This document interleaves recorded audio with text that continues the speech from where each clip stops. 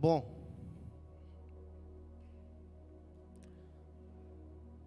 mais uma vez, boa noite. Esse tema, obedece que dói menos, causou um pouco de polêmica quando eu trouxe. Alguns já adivinharam que era eu que ia ministrar, não sei porquê. Mas eu queria dizer para vocês que, antes de qualquer coisa, o Senhor comunicou comigo primeiro. E eu tenho certeza que se nós aprendemos a obedecer ao Senhor, nós teremos menos dores, passaremos por menos dificuldades. A obediência sempre foi um grande desafio, sempre foi, afinal, quem é pai aqui sabe, né? Sempre é um desafio nós ensinarmos nossos filhos. E para quem é filho, sempre é um desafio obedecer aos nossos pais, não, né, galera? E até trazendo um exemplo pessoal, esses dias, eu conversando com o Theo é um menino bastante inteligente, não é porque é meu filho não, mas ele é bastante comunicador, assim, ele fala bastante, e ele pergunta bastante. E numa dessas conversas, ele desobedeceu numa situação lá, e eu falei, filho, você precisa me obedecer, não porque você tem medo de mim, mas porque você me ama. Aí eu fiz a mesma pergunta que Jesus fez para Pedro. Theo, você me ama? Sim, papai, eu te amo. Theo, você me ama? Sim, papai, eu te amo. Então me obedece. Que quem ama, obedece. E aí, diante disso, os desafios de ensiná-lo vai continuar daqui para frente. Quem é pai que sabe, continua, até mesmo nossos filhos com a vida adulta. E sempre foi um desafio e sempre vai ser. Mas o problema é que muitas vezes nós queremos que os nossos filhos nos obedeçam, mas nós não obedecemos o Pai eterno que está nos céus. Diante disso, eu queria trazer esse desafio para você essa noite, em viver uma vida de obediência. Talvez não uma vida perfeita, porque isso é impossível, somente na glória. Mas uma vida debaixo de uma obediência, pela graça e pelo poder de Deus. E quando eu olho, quando eu me aprofundo mais na questão do tema obediência, eu vejo que esse pecado da desobediência, ele vem lá desde o jardim. Então, o desafio desde o começo, desde a criação do homem. O homem, quando ele pecou, ele desobedeceu a Deus. Quando Deus falou, não coma desse fruto, o homem foi lá e comeu. O homem desfrutou disso. Então, eu preciso entender que é sim um desafio obedecer, para quem está na carne. Para quem vive da carne, é um desafio obedecer. E agora eu queria que você falasse para a pessoa do teu lado aí, você nasceu em pecado.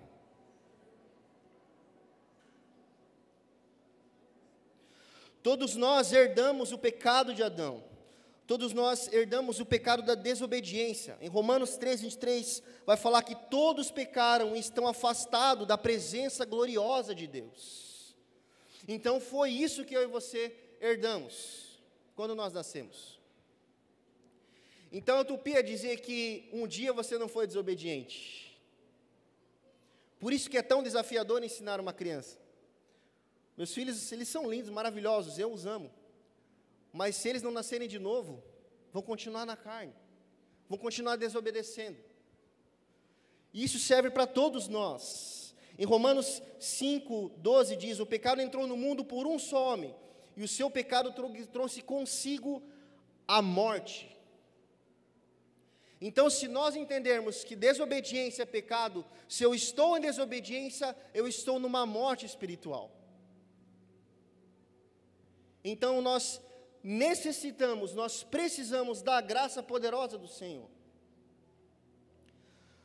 Porque nem a vontade de obedecer a Deus vem de nós, que nós nascemos em pecado. Se nós nascemos segundo a carne não deseja obedecer. A carne não deseja obedecer a palavra de Deus, a carne não deseja nada que vem de Deus. Mas vamos ver na palavra, lá em Mateus capítulo 1, verso 18. Mateus capítulo 1, verso 18, do 18 ao 21.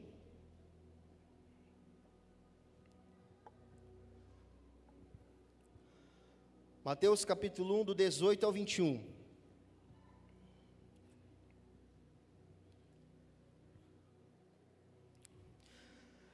Diz assim: foi assim o nascimento de Jesus Cristo. Maria, sua mãe, estava prometida em casamento a José, mas antes que se unissem, achou-se grávida pelo Espírito Santo. Por ser José, seu marido, um homem justo, e não querendo expô-la à desonra pública, pretendia anular o casamento secretamente. Mas depois de ter pensado nisso, apareceu-lhe um anjo do Senhor, em sonho, e disse: José, filho de Davi, não tema receber Maria como sua esposa, pois o que nela foi gerado procede do Espírito Santo. Ela dará à luz a um filho, e você deverá dar-lhe o nome de Jesus, porque ele salvará o seu povo dos seus pecados. Aqui nesse contexto, o anjo chega a Maria e fala que ela dará à luz ao Messias, aquele que irá salvar o povo dos pecados. E aí José, incrédulo naquela situação, com medo de expor Maria a uma situação de gravidez, mesmo não sendo ele o pai, José tem um sentimento de retroceder, de falar: não, eu preciso fazer algo, eu preciso anular isso, eu não posso expor a minha esposa essa vergonha, dela ter um filho solteira, eu não posso fazer isso. Mas o anjo deu a ordem a José: José, siga em frente, vai José, confia que esse homem irá salvar os pecados do povo. E aí José obedeceu. Jesus nasceu para salvar o meu e o seu pecado. E depois que Jesus nasceu, Herodes fica sabendo que o possível Messias havia de ter nascido. Então Herodes começa a fazer uma caçada para encontrar Jesus e possivelmente matá-lo, Jesus. Aí o anjo chega a José e fala: José, pegue suas coisas, pegue sua esposa, pegue Jesus e vá para o Egito. Indo para o Egito, ele se livrou das garras de Herodes. Que conclusão que eu quero chegar com essa história? O fruto da obediência de José foi livrar a sua família da morte. José poderia muito bem ouvir um anjo e falar: não, anjo, não, vai expor a minha esposa, eu não quero esse filho não é meu, eu não quero expor a minha esposa, a minha família à vergonha, eu não quero expor Maria nessa situação, e simplesmente desobedecer à voz do anjo. Mas ele decidiu obedecer, e lá na frente nós vemos o anjo livrando essa família da morte, porque existia um propósito muito maior para Jesus. Existia um propósito muito maior para o Messias. José livrou sua família da morte por obedecer à direção de Deus. Agora eu queria deixar um alerta para os homens. Temos homens aí? Temos homens aí? Nós temos a posição de sacerdote da nossa casa. Somos responsáveis de trazer a direção e a realidade dos céus para o nosso lar. Se nós homens caminharmos em desobediência, nós iremos matar a nossa família. É forte o que eu estou falando. Isso serve para mim também. Se nós caminharmos em desobediência, nós vamos matar a nossa casa. Talvez não morte física, mas uma morte financeira. Nós iremos quebrar a nossa casa financeiramente se nós não obedecermos a Deus, se nós não caminharmos em obediência segundo a palavra de Deus, se nós não caminharmos na direção de Deus, se nós não formos obedientes a Deus, nós iremos ter a morte nos relacionamentos com os nossos filhos. Tantas famílias destruídas por pais irresponsáveis que não obedecem à direção do Senhor,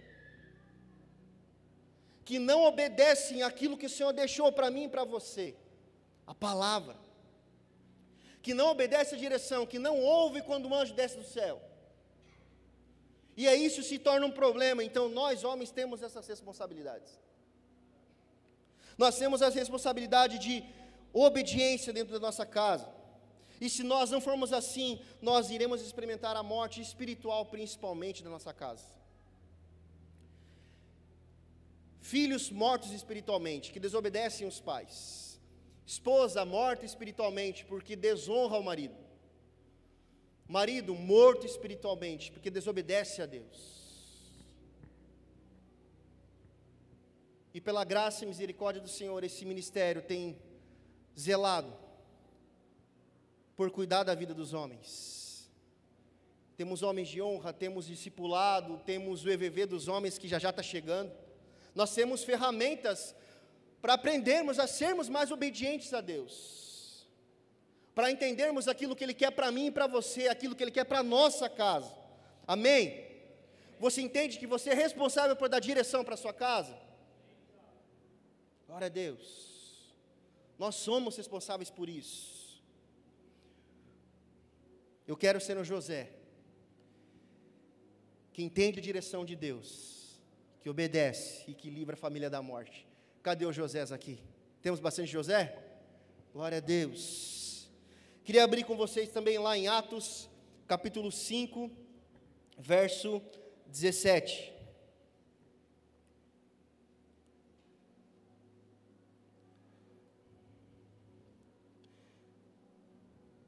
Atos capítulo 5, verso 17.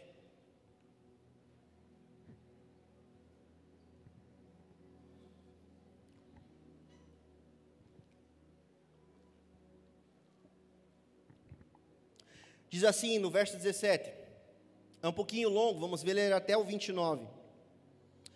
Então o sumo sacerdote e todos os seus companheiros, membros do partido dos saduceus, ficaram cheios de inveja.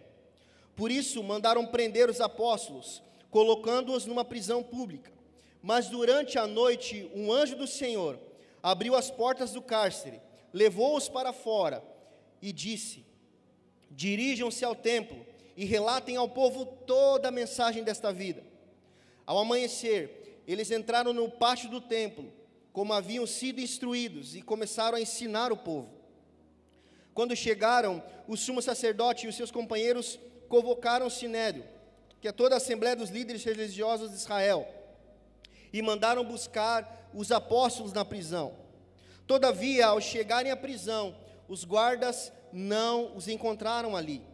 Então voltaram e relataram: encontramos a prisão trancada com toda a segurança, com os guardas diante das portas, mas quando as abrimos não havia ninguém.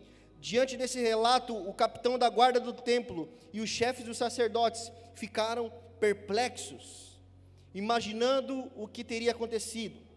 Verso 25, nesse momento chegou alguém e disse: os homens que os senhores puseram na prisão estão no pátio do templo ensinando o povo. Vamos ler até aí, até o 25. Aqui é a segunda prisão que os apóstolos experimentam em Atos. No capítulo 4, se você voltar antes, João e Pedro são presos por estarem pregando. Aqui é o momento que eles já foram enviados, que eles estavam em Jerusalém, pregando a palavra de Deus, pregando o evangelho, pregando tudo aquilo que Jesus havia ensinado a eles, e de repente as pessoas eram curadas, enfermos eram curados, as pessoas saíam daquele ambiente seguindo aquilo que Jesus havia falado através dos apóstolos, então eles estavam causando uma verdadeira revolução de amor naquele lugar. Eles estavam causando um verdadeiro auê naquele lugar, porque de repente, os sacerdotes que eram responsáveis de trazer essas coisas não traziam mais, e eram os apóstolos curando. Tem relatos que a sombra de Pedro curava, então tudo isso era muito louco para a época. E o texto, como a gente acabou de ler no verso 17, isso causou inveja nos sacerdotes. Isso causou inveja. E aí, todos os apóstolos foram presos, por estarem pregando a palavra de Deus, por estarem pregando o Evangelho. Todos foram presos. No capítulo 4 a gente vê que Pedro e João eram presos, agora todos foram. E aí você imagina, eu fico imaginando dentro da minha criatividade, eles indo presos, super alegres por serem presos e humilhados pela palavra de Deus, por estarem pregando a vida de Jesus. Então eles foram presos nesse ambiente. E aí, chegando na cadeia, um anjo desce, aparece para eles e fala o seguinte: ó, eu vou libertar vocês e vocês vão lá para o templo. Vão lá e anunciem o evangelho das boas novas. Anunciem que Jesus salva, que Jesus cura e que Jesus tem a chave para a libertação de todos os pecados de todos nós. Estou parafraseando aqui o que o anjo falou. E aí eles, sem pensar duas vezes, eles saíram daquela cadeia e foram pregar o evangelho, lá no templo. E aí os sacerdotes começaram a olhar, mas cadê os homens que foram presos? Cadê eles? E quando foram procurar na cadeia, eles não estavam mais lá. Eles não estavam mais lá. E aí depois disso, os sacerdotes pedem para prendê-los de novo. E aí pegam eles, levam eles na cadeia novamente. E aí, para surpresa deles, o que eles encontram na cadeia é que todos os cadeados, todas as algemas estavam absolutamente intactas. Porque o anjo, quando desceu e libertou eles, o anjo não precisou abrir cadeado nenhum, o anjo não precisou arrombar porta nenhuma, ele simplesmente tirou eles de lá. E aí eles ficaram perplexos, porque quando eles chegaram, eles encontraram tudo intacto, tudo de uma forma plena e segura, como uma cadeia deve ser. E eu queria destacar alguns pontos dessa história.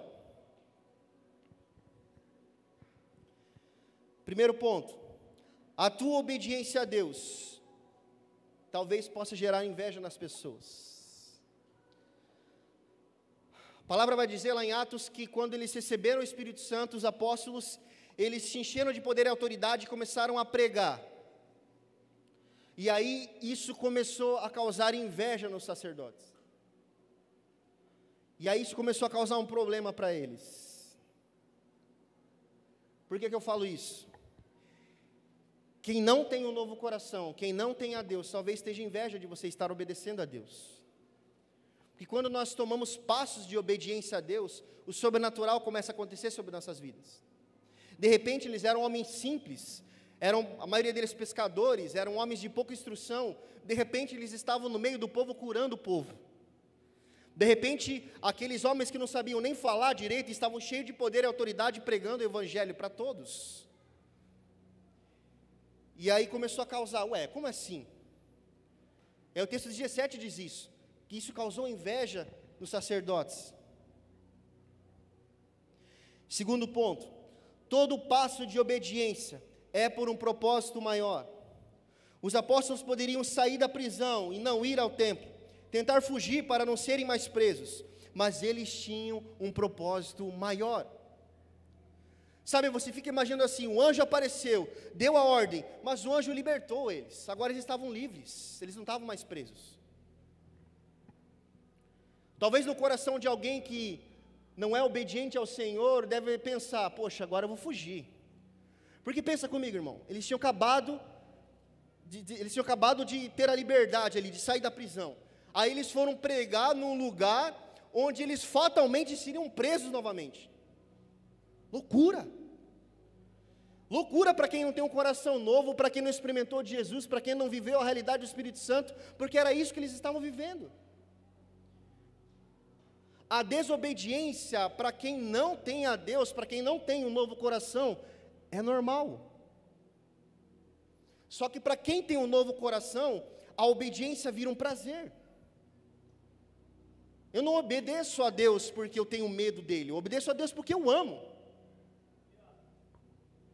Eu não tenho medo de obedecer a Deus, porque eu sei que é sempre por um propósito maior. Sabe, às vezes nós não podemos entender algumas direções do Senhor, mas nós precisamos crer que é sempre por um propósito maior. É sempre por algo maior que Ele irá fazer. Assim Ele fez com José, assim Ele fez com esses homens. Assim Ele quer fazer comigo e com você, amém? Deus quer que você dê passos práticos de obediência a Ele, porque Ele tem um propósito muito maior para a tua vida. Muitas vezes não vivemos aquilo que Deus tem para nós, porque somos desobedientes a Ele, somos desobedientes à palavra dEle. Sabe, o Senhor tem um propósito para mim e para você. O problema é que nós não vivemos o propósito dEle, porque nós caminhamos em desobediência.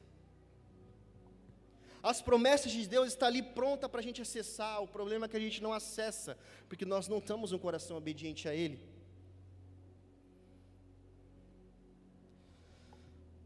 Mais um ponto no verso 23, quando estamos em obediência, o sobrenatural acontece. Olha o que tem no verso 23, encontramos a prisão trancada com toda a segurança, com os guardas diante das portas, mas quando as abrimos, não havia ninguém.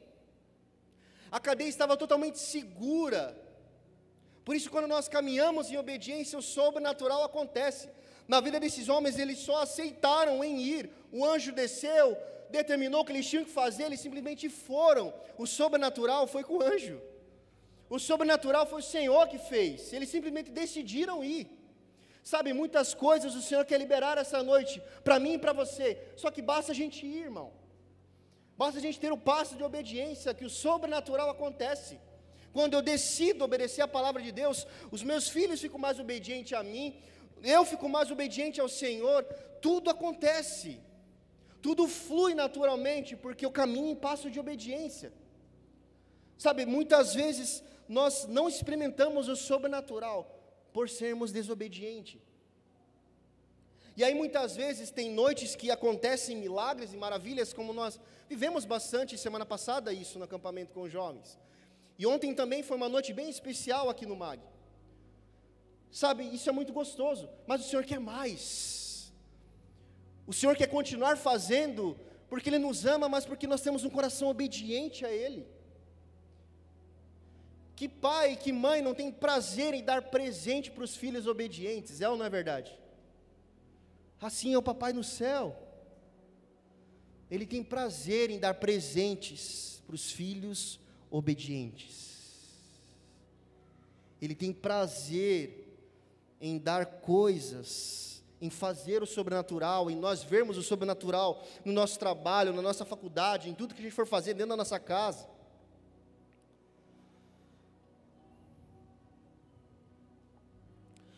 Mais um ponto.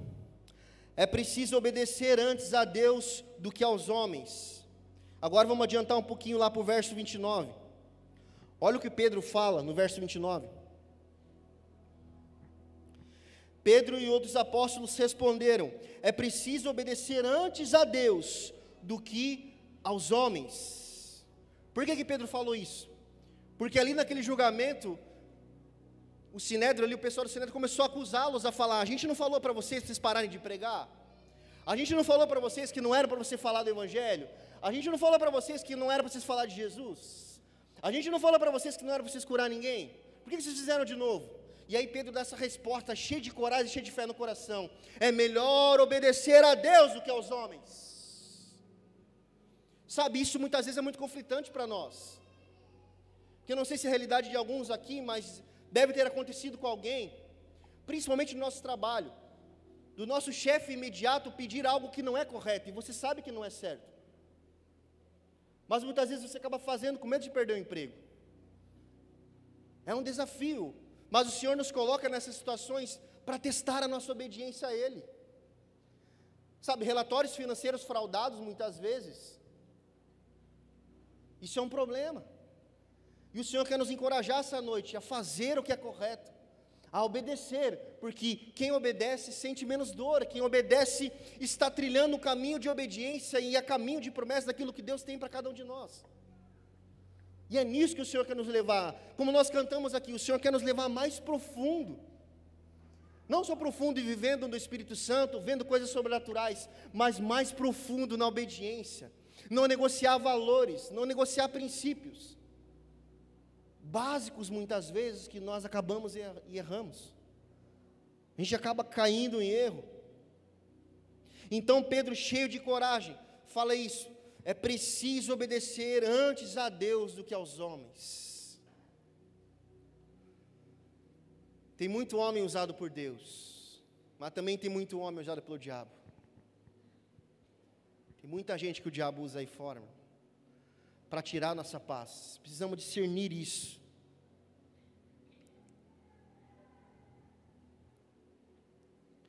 Queria adiantar um pouquinho o texto com vocês agora. Vamos lá para o verso 33. No verso 33, o Senhor usa a vida de um homem em favor dos apóstolos. Isso que, a partir de agora, o negócio começa a ficar bom nesse texto, meu irmão.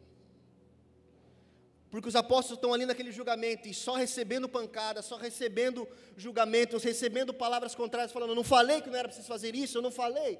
E aí Pedro tem aquela resposta. Eu fico imaginando eles ali argumentando e falando: ó, vocês erraram de novo, agora são para a cadeia de novo. De repente, Deus levanta um homem.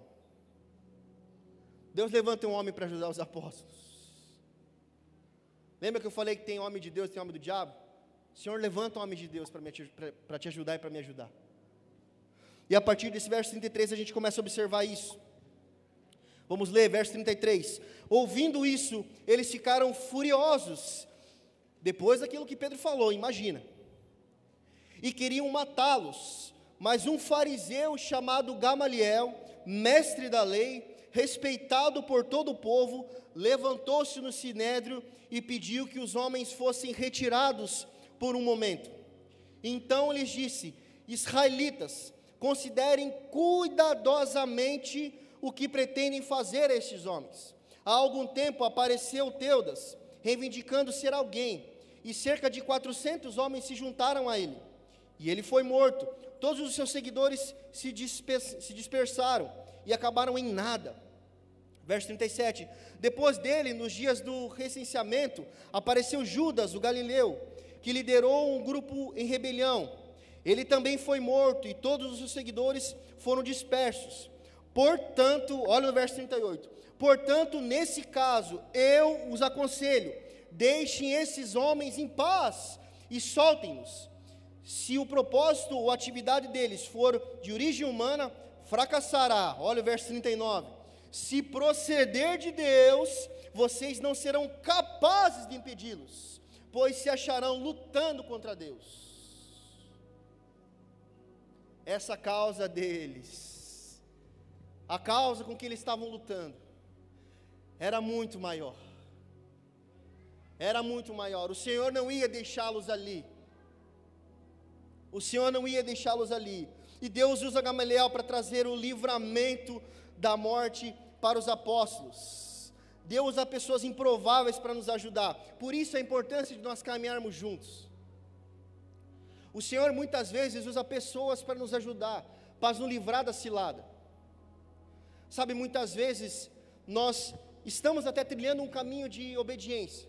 De repente nós escorregamos em alguma área. O Senhor envia alguém para falar: ei, isso aqui não é correto. Isso aqui não está de acordo com a palavra de Deus. Então sempre o Senhor irá usar alguém para nos livrar da morte. Quando estamos diante de um desafio e precisamos obedecer a Deus, nesses desafios, iremos precisar de gente mais madura com a gente. Eu fico imaginando Gamaliel olhando aqueles apóstolos. Gamaliel olhou assim e falou: ó, se a causa deles for realmente de Deus, a gente vai arrumar um problema aqui. E aí Gamaliel chega e fala tudo isso. Ó, se fosse vocês, não matava eles. Se realmente for verdade isso, nada, absolutamente nada poderá impedi-los. Nada poderá impedi-los. Quando nós Quando obedecemos a Deus, nada pode impedir, porque estamos cumprindo as direções dEle. Como li no verso 39, se proceder de Deus, vocês não serão capazes de impedi-los. Se você está trilhando um caminho de obediência, nada irá poder te parar. Nada poderá te parar. Nada. Porque aquele que enviou, aquele que te deu as ordens, aquele que te deu a direção, é poderoso e fiel para te livrar. Independente da situação, poxa, se está difícil no trabalho, se eu estou fazendo um procedimento que não é certo, mas porque a minha chefia pediu, acho que esse é um bom exemplo. Irmão, chega na tua chefia e fala, cara, isso não é certo, eu não vou fazer isso, pede para outro fazer, porque eu não vou fazer. O Senhor é poderoso para livrar você do desemprego, meu irmão. É fé, é caminhar em obediência. Muitas vezes dar passos de obediência requer fé e coragem. Quantos de nós aqui não conhecemos a história de Moisés? Imagina quando o Senhor apareceu a Moisés lá no deserto. E aí imagina o coração de Moisés. Eu vou obedecer a Deus, mas é tão difícil de conversar com o faraó, vai dar problema, vai dar ruim, eu vou acabar morrendo, vai acontecer um negócio, não vai dar certo. Isso exigiu de Moisés fé e coragem, de que Deus estava livrando. Por isso o Senhor fez aqueles milagres ali, rápido ali, para mostrar para Moisés que Ele estava com Moisés. Deus quer te mostrar essa noite para você trilhar um caminho de obediência, que Ele está contigo. Que tudo vai dar certo, que o propósito é muito maior. Quanto maior o desafio da obediência, maior é o propósito a ser cumprido. Quando maior é o desafio da obediência, maior é o propósito que o Senhor quer cumprir em nós. Senhor, está tão difícil nessa área, Senhor, maior será o propósito dEle para você, meu irmão. Maior será, porque sempre será maior que nós, sempre será maior que a nossa realidade. É uma realidade dos céus vindo para a terra, que eu e você não entendemos ainda. Porque é sempre algo dEle, sempre algo vindo dEle. Quando estamos cumprindo direções de Deus em obediência, as situações podem se levantar, mas continue, a recompensa pela obediência um dia irá chegar.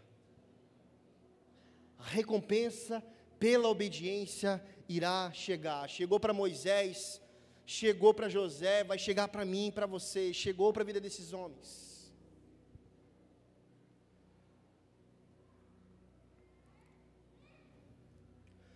Verso 41, para nós estarmos encerrando esse capítulo. Vamos ler do verso 40, logo em seguida ali. Eles foram convencidos pelo discurso de Gamaliel, chamaram os apóstolos e mandaram açoitá-los. Depois ordenaram-lhes que não falassem no nome de Jesus, e os deixaram sair em liberdade. Mesmo assim, os apóstolos foram açoitados. Entre morrer e ser açoitado, acho que existe uma vantagem aí, né? Verso 41. Os apóstolos saíram do sinédrio, alegres, olha que incrível isso, alegres por terem sido considerados dignos de serem humilhados por causa do nome de Jesus. Eles saíram alegres, meu irmão.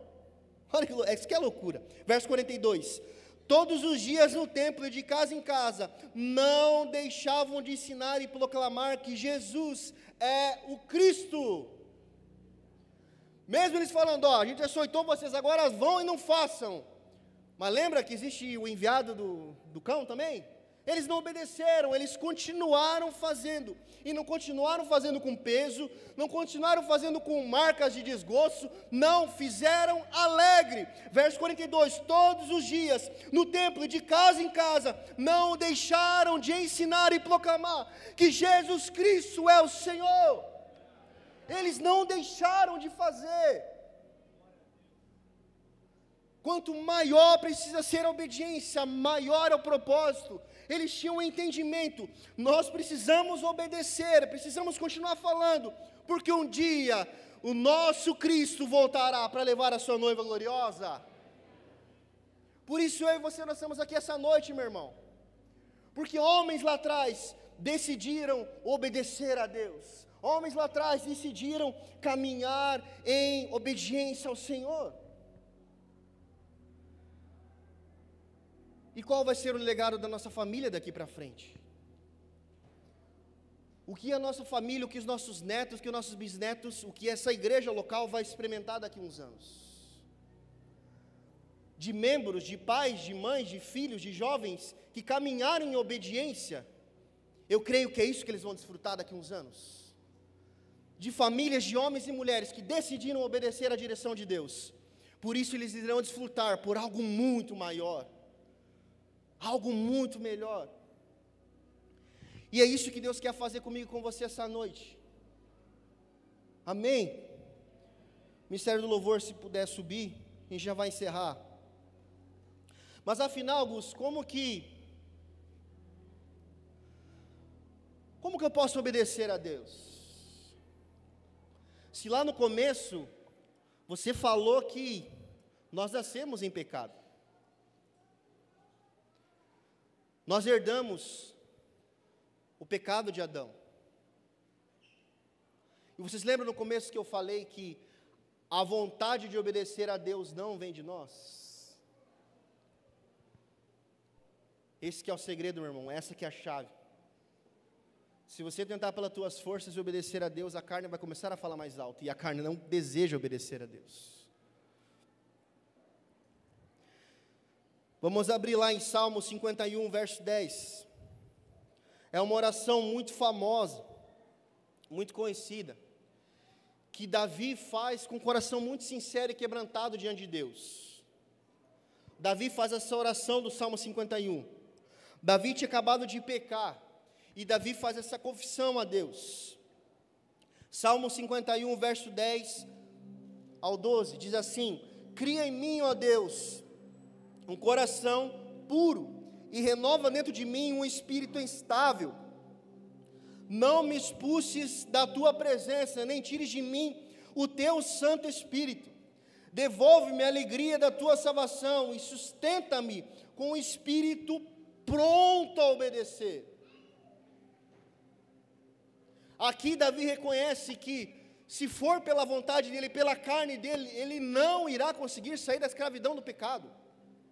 Ele não irá conseguir agradar ao Senhor. O interessante é que Davi é um homem conhecido segundo o coração de Deus. E aqui ele está reconhecendo: Senhor, me sustenta com o espírito pronto a te obedecer e com o coração puro. Em Ezequiel, Ezequiel capítulo 36, verso 26 diz assim: darei a vocês um coração novo, e porei um espírito novo em vocês. Tirarei de vocês o coração de pedra, e em troca darei um coração de carne. Porei o meu espírito em vocês, e os levarei a agir segundo os meus decretos, e a obedecer. Repita comigo: obedecer fielmente as minhas leis. Davi fala de um espírito, do Espírito de Deus agindo nele para produzir obediência. Em Ezequiel fala de um coração novo. Por isso está aqui o segredo de nós caminharmos em obediência ao Senhor. Temos um Espírito de Deus agindo em nós, mas também temos um coração renovado, um coração de carne, não um coração de pedra duro, mas um coração que se quebranta diante da palavra dEle. Sabe, se nós olharmos para a nossa carne, orarmos para a nossa natureza, nós não iremos conseguir obedecer a Deus. Nós só iremos conseguir caminhar em obediência com o coração novo e com o Espírito Santo agindo dentro de nós. Vamos ficar de pé?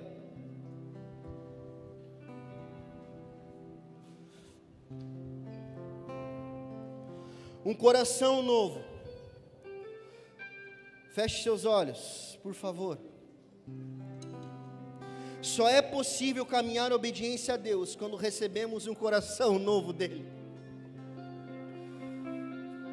Só é possível obedecer ao Senhor se nós formos nascidos do Espírito. Quem vive no Espírito anseia em viver em obediência. Quem é nascido do Espírito anseia em obedecer a palavra de Deus, tem prazer em obedecer a palavra de Deus. Isso não é um peso, isso é um prazer, Pai, para nós. Porque um dia nós decidimos, Senhor, ter um coração novo, um espírito novo, um espírito que antes era espírito de morte, agora é espírito de vida. O Senhor nos renova, o Senhor que causa em nós um desejo, um prazer, um anseio em te obedecer.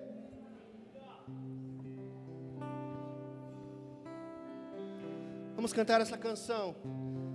Enquanto isso, reflita no seu coração. Se esse é o desejo do seu coração, se você tem a consciência de que você precisa de um coração novo, você precisa de um renovo no seu espírito, para caminhar em obediência, essa é a noite que o Senhor irá trocar o coração duro de pedra e colocar um coração novo, colocar um espírito novo, o Espírito Santo de Deus, o Espírito Santo que anseia obedecer. És meu tudo,